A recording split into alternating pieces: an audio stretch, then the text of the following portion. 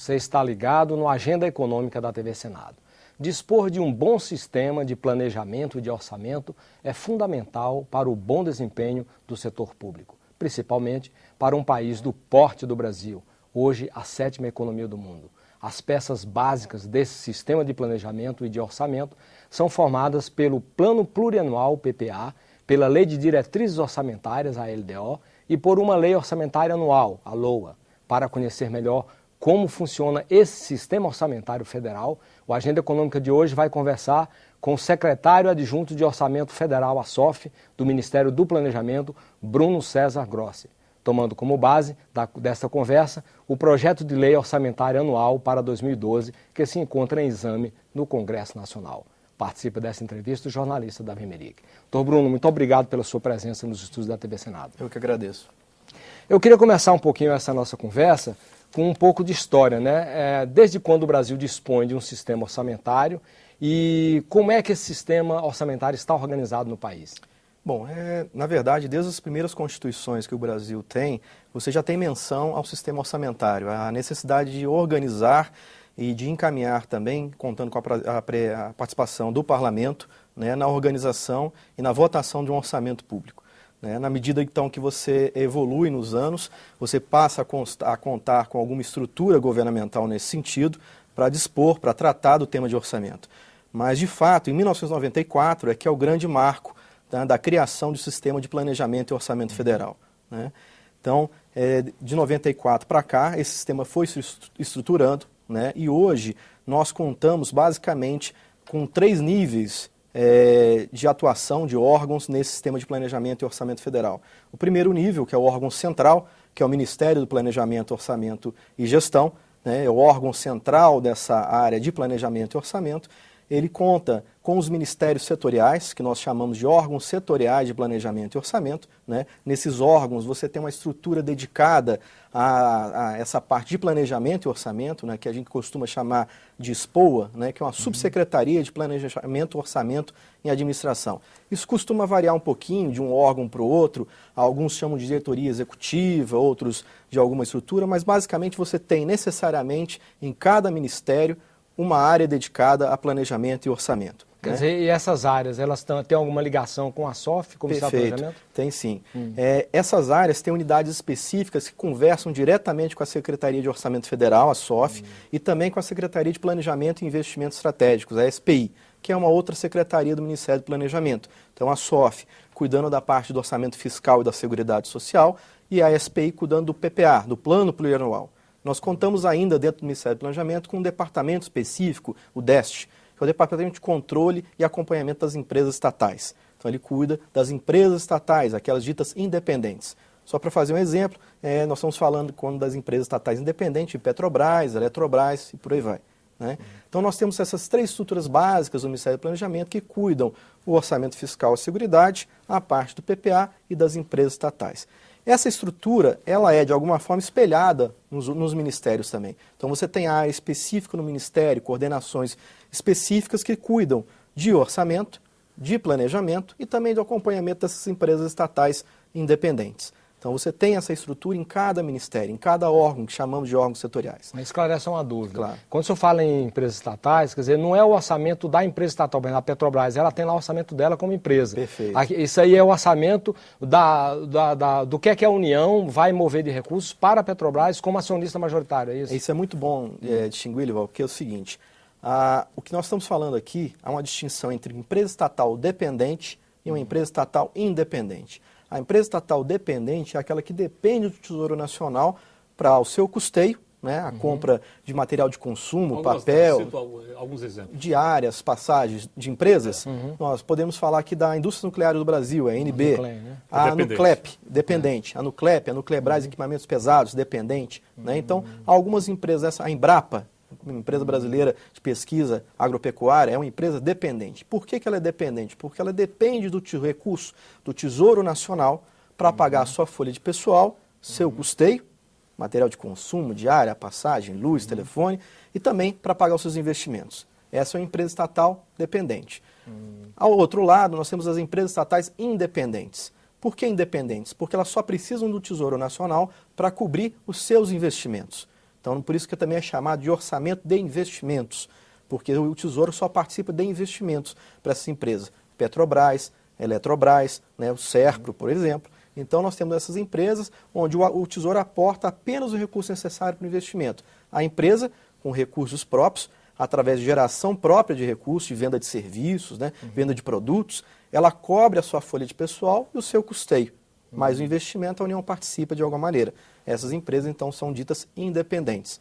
Por isso, essa separação em unidades distintas do Ministério do Planejamento para cuidar, ora, das empresas dependentes, ora, das empresas independentes. Né? Então, nós temos o primeiro nível, o órgão central, segundo nível, o órgão setorial, são os ministérios, né?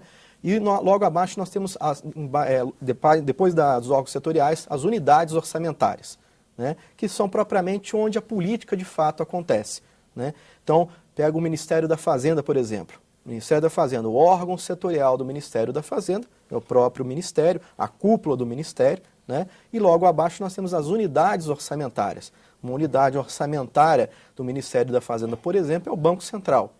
É uma unidade orçamentária do Ministério da Fazenda.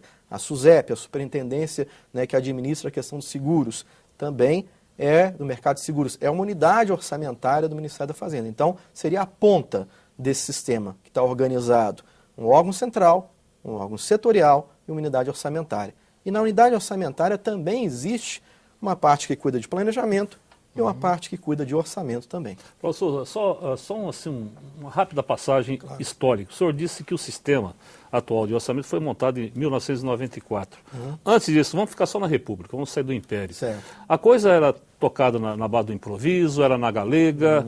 Como que funcionava esse problema de receita, de despesa e investimento? Você pode dar uma noção rápida sobre isso? Claro. Na verdade, como eu mencionei, desde a mesma época do Império, enfim, mas vamos nos aproximar das constituições aí republicanas, você já constava nessas constituições a necessidade do Poder Executivo organizar e encaminhar para aprovação do Poder Legislativo esses orçamentos. Né? É claro que eles eram organizados de uma outra maneira, bem diferente do que nós temos hoje, mas você já tinha áreas dedicadas a isso para organizar e encaminhar esse orçamento a essas áreas, ao Poder Legislativo. Né?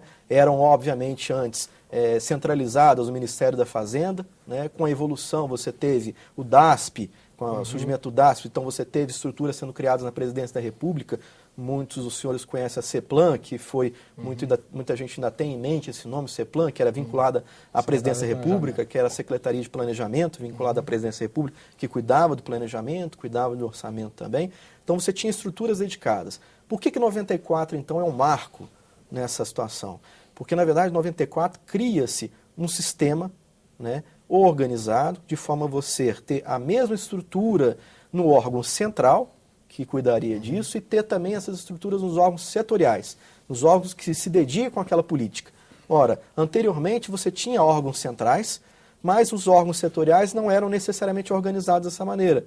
Então, na verdade, o sistema surge para ter uma comunicação... Uma capilaridade... Exatamente, uma capilaridade que exista entre o órgão central, o setorial e as unidades orçamentárias. Esse foi, talvez, o grande ganho que trouxe em 94 a criação desse sistema. Mas não que antes não existisse alguma coisa. Sim, existia, mas talvez não com essa dinâmica e não com essa estrutura formada. Fala um pouquinho do PPA, da LDO e da Lei Orçamentária Anual. Perfeito.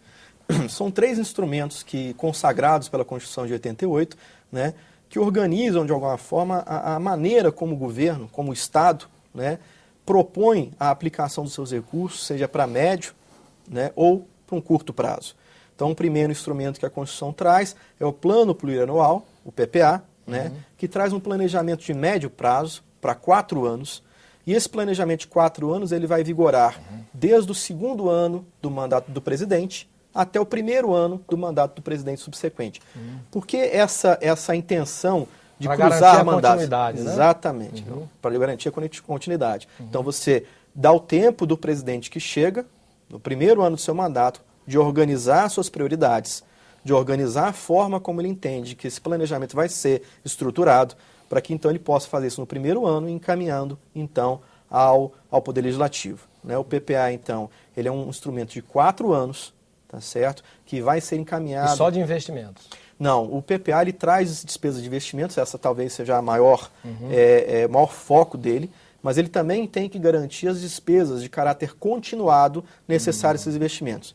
Um exemplo, então eu vou fazer a construção de uma estrada, de uma rodovia, uma BR. Eu tenho também que garantir no PPA os recursos necessários para a manutenção dessa estrada, para garantir o seu correto funcionamento. Então, esses recursos da manutenção também vão estar alocados no PPA, né? Vão estar estruturados no PPA. Talvez não com abertura e com destaque com investimento traria, mas eles também vão ter que compor a peça do PPA. Né? Então, esse PPA ele é encaminhado, organizado pelo Poder Executivo, encaminhado ao Congresso Nacional até o dia 31 de agosto do primeiro ano do mandato do presidente, tendo vigência para 4 exercícios, ou seja, até o primeiro ano, né? E vai vigir a partir do segundo ano e até o primeiro ano do final. E se precisar fazer alguma correção, como é que é feito? Se precisar fazer alguma correção, a própria lei do PPA disciplina em que você pode haver revisões anuais encaminhadas ao Congresso Nacional por meio de projetos de lei específicos. Ou seja, as leis, isso é tratado a cada legislação do PPA, a que nós encaminhamos agora, dia 31 de agosto, né, o Ministério do Planejamento, tem dispositivos específicos que tratam então da revisão. Se houver necessidade de correção de algum rumo, de algum investimento, você então pode encaminhar projetos de lei específico para fazer essa revisão. E a LDO? Esse é o nosso PPA. A LDO é uma legislação que o próprio nome já diz, é uma lei de diretrizes orçamentárias. A tendência dela, então, é organizar a forma como vai ser feito o orçamento. Então, a LDO traz diretrizes como você pode organizar ou como você deve organizar o seu orçamento. Né? A LDO ela deve ser encaminhada até o dia 15 de abril de cada ano, para o ano seguinte. Então, nossa LDO de 2012 já está aprovada, foi aprovada agora em agosto, tá certo? E ela foi encaminhada dia 15 de abril deste ano. Né? Então, tramitou no Congresso Nacional, teve a sua aprovação feita no mês de agosto e foi encaminhada para a sanção presidencial e assim foi feito. Promulgada a lei, nós já tivemos em agosto a organização, a forma como deveria fazer o orçamento para 2012. Diz aí algum exemplo dessas diretrizes. Ela vai disciplinar sobre a estrutura do orçamento, quais são as classificações orçamentárias que eu tenho que ter na peça de orçamento. Ou seja, eu tenho que distinguir a despesa que eu vou gastar em custeio, a despesa que eu vou gastar em investimento, juros, amortização da dívida, pessoal. Ela me diz que o orçamento precisa ter regras claras para aplicação de recursos pelas agências oficiais de fomento. Exemplo, Banco do Brasil, Caixa Econômica, BNDES.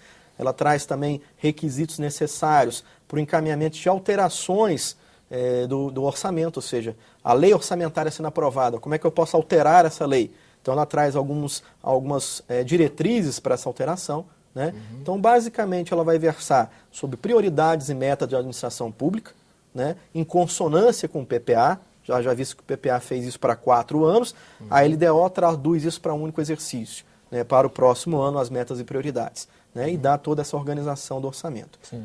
O PELOA, que é na sequência, né? A LOA, né? Muita gente trata de LOA, né? LOA, né? Que é um projeto de lei. Projeto de lei, né? A gente fala PELOA porque é o projeto de lei, quando vira lei já seria a LOA. Então, o PELOA ele vai ser encaminhado no dia 31 de agosto, coincidentemente esse ano, foi na mesma data do encaminhamento do PPA, né? Então eles são peças que têm que estar perfeitamente articuladas, em consonância uma com a outra. Se não aprovar, o Congresso não entra de recesso. Se não aprovar, o Congresso não entra de recesso. Mas isso é a LDO, né? A LDO, ele é no primeiro período da sessão legislativa. Então ele não pode entrar de recesso. O PELOA, na verdade, o Congresso até pode entrar de recesso. Né? Agora é aquela questão do constrangimento popular, enfim, que você não ter aprovado o orçamento para o ano seguinte. Quais as inovações em relação à LOA o PELOA de 2012? Tem alguma inovação em relação a anos anteriores? Eu acho que assim... Do ponto de vista do método, da forma como foi concebido? Eu acho que por se tratar de um ano em que a gente estamos fazendo uma lei orçamentária juntamente com o PPA, isso sempre traz alguma inovação para a lei orçamentária, né? Uma coisa importante esse ano é que nós alteramos significativamente a metodologia de construção do PPA. O Ministério do Planejamento fez uma alteração razoável, né, nesse PPA, de forma a que ele tinha uma leitura muito forte por parte não só do Congresso, mas da sociedade também, como se ele fosse um orçamentão de 4 anos. E nós tentamos tirar essa característica do PPA, que ele fosse realmente uma peça mais estratégica, que ele focasse sobre as principais áreas de atuação, sobre os principais investimentos. Então tem uma característica mais estratégica do PPA. Nessa linha, o Pelot teve que se ajustar, né, para trazer algumas informações que não necessariamente a gente trazia todo ano, mas para dar essa conjugação, né, esse elo entre os dois instrumentos. E no orçamento, nós então procuramos traduzir, né, de forma mais minuciosa, porque esse é o papel do orçamento, né, como isso estava estruturado no PPA. Então, você imagina que eu tinha uma peça de 4 anos, tá certo? E que eu tentei, de alguma forma, traduzir e criar esse link, esse elo, entre as duas peças, que isso ficasse refletido no orçamento, através de um volume do orçamento específico que traduz essa ligação entre os dois instrumentos. Então, eu acho que talvez a maior inovação para esse ano foi perceber essa estrutura nova do PPA, como é que você tinha essa interligação com o orçamento. É claro que aí, se a gente for entrar em temas específicos, o orçamento para 2012 talvez ele traga alguns temas específicos que não trouxeram nos orçamentos seguintes, mas isso em virtude dos eventos que o país vai sediar, aí, como Copa do Mundo, Olimpíadas, enfim. Né? Então, ele tem a necessidade, né, de trazer esses investimentos, esses gastos de alguma forma destacada. Então, em razão da crise na Europa e Estados Unidos, houve algum ajuste, alguma alteração na maneira de fazer o orçamento? O que acontece sempre com isso é que a gente não pode esquecer que nós organizamos o orçamento numa tábua, podemos dizer assim, de parâmetros macroeconômicos, de inflação, de PIB, em que eles foram fechados em julho, foram definidos em julho. Né? Então, em julho, nós tínhamos uma grade de parâmetros, que nós chamamos. Essa grade é organizada pela Secretaria de Política Econômica do Ministério da Fazenda. Então, ela é organizada considerando esses vários aspectos, ou seja, como a economia mundial se comporta, como a economia doméstica se comporta, a pressão sobre o consumo, sobre a inflação, sobre a taxa de juros, enfim. E para isso a gente construiu essa tábua de parâmetros macroeconômicos que certamente influenciou a organização do orçamento. O equilíbrio orçamentário. No próximo bloco, aguarde.